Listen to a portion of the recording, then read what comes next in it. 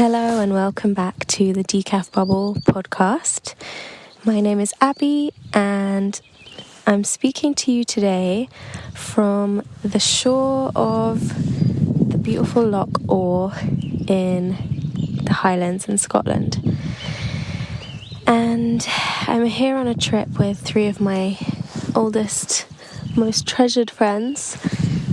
We're having a really beautiful little weekend together. And I've come down here to the loch first thing this morning on my own. Everyone is still asleep, and this is one of my favourite things to do when I'm like on a trip with family or friends. Or last month I went on a couple of trips with my band, and I always like to get up early at like first person to wake up if possible, because I'm a human design projector. If you know anything about human design, projectors can be very sensitive to the energy of others, and I'm also a hermit, so that means I love to be alone. And it doesn't mean I don't love to be with friends and in a group. I really do. But I have, over the years I've found ways of really meeting my need for solitude and kind of just getting back in my own aura and getting back in my own energy, which is really essential for the projector. I mean, I think it's essential for everyone. It's essential for, creative, sensitive people, feminine people. We all just really need to kind of get in our own energy and stay connected with our own energy, with our own body, with our own intuition. Because, I think if you're a sensitive person, you can sort of get very wrapped up in other people. As much as you love them, you need just a minute to like unplug from everyone else and just plug back into your center. And like my favorite ways to do that are just spending time in nature, alone, finding these little pockets of solitude. And honestly, I could not be in a more beautiful place for this moment right now. I'm just looking over the loch and the sun is coming in and out. And, it's beautiful. I'll post like a little clip of my view when I post this podcast. But anyway, the reason I started recording is because as I was walking down, I started thinking about this concept of secrecy. And over the last few years, I've found secrecy to have become like a very important tool for the creative person or creative artist or any type of person who's trying to live in a creative way, which I think is another way of saying live their truth, live their uniqueness, live by their intuition. So, the whole conversation about creativity for me is becoming more and more about like spiritual authenticity, and that's something that we all inherently are capable of and needing. But anyway, what am I trying to say? So, but as well, talking specifically about artists, talking specifically about creatives who need to stay in touch with that creative energy for a sense of survival or a sense of like meaning in their life. We have to cultivate back a sense of secrecy if we ever lost it. I was thinking about like being a kid. I don't know about you, but when I was a child, I was very in touch with the energy of secrecy. it was like a very fluent language to me, in the sense that I didn't even think about it. I just naturally embodied secrecy as and when I needed to. And I think I have a theory, I have a sense that most children we do have that built-in sense of secrecy. Oh, I hope that wind isn't too loud. We have a sense as very young children of, well, I don't know about you. I really actually don't know if everyone is this way, but I remember being able to connect with my spirit guides, my imaginary friends, with nature, and just solo play, like just walking around in my own little world, playing, doing playful things, engaging with nature in playful ways, like building a little house for a fairy in a tree, or even things less literal than that, just kind of like engaging and playing with the natural world in just little ways in my own little bubble. And I guess that's another aspect of this, is secrecy is really an important thing that we have to embody in order to be in our own bubble. And being in our own bubble is this frequency of being in our own aura and sourcing from within, and kind of feeling a sense of protection from outside influences, not in a way that you're isolating yourself, but you're whole, your frequency is strong, and it's not going to be overridden by everything around you and distracting you all the time.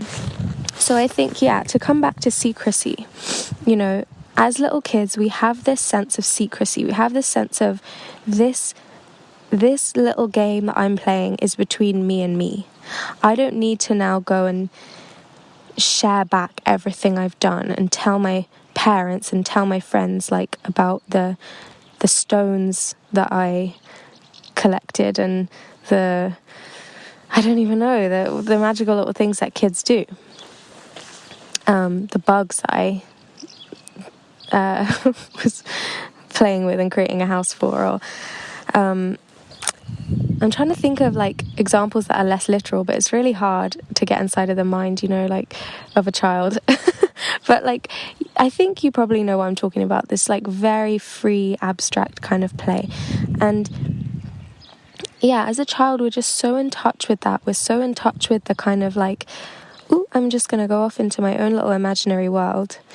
And then I think sooner or later, that is conditioned out of us. We're kind of conditioned to not be secretive, to not keep things just to ourselves for our own joy, for our own playful self-expression. Everything becomes about how, is what I'm doing weird? We become very self-conscious. We lose that connection to that natural, playful, secretive energy, and we care more about how we're perceived and what people will think of us, and we feel like we should share everything, and if we don't, it's weird, and maybe parents or teachers or other people in our life encourage us to sort of share things and say, well, what were you doing, or what are you thinking about, or I don't know. It's like the bubble is kind of popped a little bit, and I think that can happen really early and it can happen a bit later, but it definitely happens to everyone at some point. No one's really left in touch with, well, I say no one, I have no idea. Maybe there are people who are never conditioned out of their natural creativity, but I think most of us in this Western society are disenchanted at some point. We're disconnected from that, and I think the reason secrecy is such a big part of it is because I feel like as an adult, my ability to connect back with that playful, instinctive, intuitive, kind of abstract feminine frequency of play, which is essential to creativity, it's just so essential, and it feels so... Ooh, it's starting to rain. Okay, I'm gonna have to wrap this up soon. It just feels like the secrecy piece is such a core. Let me put my hood up. Such a core point of how to reclaim that energy for ourselves. Like, I'm here with my friends, on holiday, and I love them and I love connecting, but I need these little pockets of time and moments that are just for me, where I'm doing things, I'm engaging with nature, I'm having little fun ideas, I'm having little moments, I'm having little jokes with myself, and I don't need to go and share all of that back, and that's not for them, that's just for me and me, between me, myself and I, and I think that's just a really powerful way of plugging back into your own frequency. And I just feel very nourished by it. I feel like it resets my energy just to have these little secrets with myself throughout the time I'm spending, with others, which is majority of the time really connected and in that group energy, and which I love. I'm really blessed to have friends that I feel I can be myself with, and even then there's still an aspect of myself which needs to be kept secret, and secret, even from you right now that I'm talking, even from everyone in my life, and that's healthy. And as artists as well, to bring it back to artists, we have to have a secret place in our practice where we can experiment, where we can try things, we can have ideas that seem silly, that will fail or not work out or be too weird or whatever. We have to cultivate that safe space for ourselves where we can try things out, knowing that this is not going to be forced out onto the stage before it's ready, or it's not going to be put out into it, it's not going to be turned into content immediately and put online for other people's judgment. Like, you as an artist, you get to keep 90% of your process and your work to yourself.